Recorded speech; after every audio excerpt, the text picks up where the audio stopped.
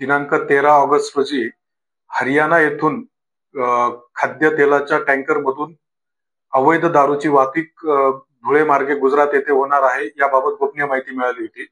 त्या अनुषंगाने धुळे जिल्ह्याचे पोलीस अधीक्षक माननीय श्रीकांतजी देवरे सर व अपर पोलीस अधीक्षक अजय देवरे यांच्या मार्गदर्शनाखाली स्थानिक गुन्हे शाखा धुळेचे एक पथक व नरडाणा पोलीस स्टेशनचे एपीआय निलेश मोरे यांचे एक पथक अशा दोघं पथकांनी नॅशनल हायवेवर नाकाबंदी करून सदर वाहन हे ताब्यात घेतले. वाहनाचे ड्रायव्हर मोहनलाल जाट राहणार बाडमेर राजस्थान याच टँकर मधील मुद्देमालाबाबत विचारपूस केली असता त्याने उपयुक्त माहिती दिली नाही.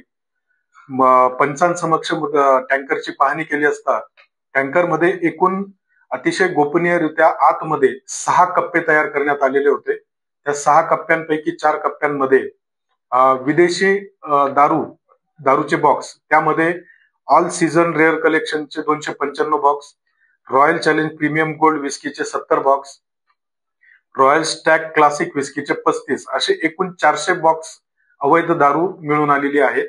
तिचे अंदाजे मार्केट व्हॅल्यू ही 56 लाखापर्यंत आहे. सदर टँकर हे गुजरात येथे कुठे चाललेले होते या अनुषंगाने नरडाणा पोलीस स्टेशन येथे गुन्हा दाखल करून पुढील तपास करण्याची तजवीज केलेली आहे. धन्यवाद.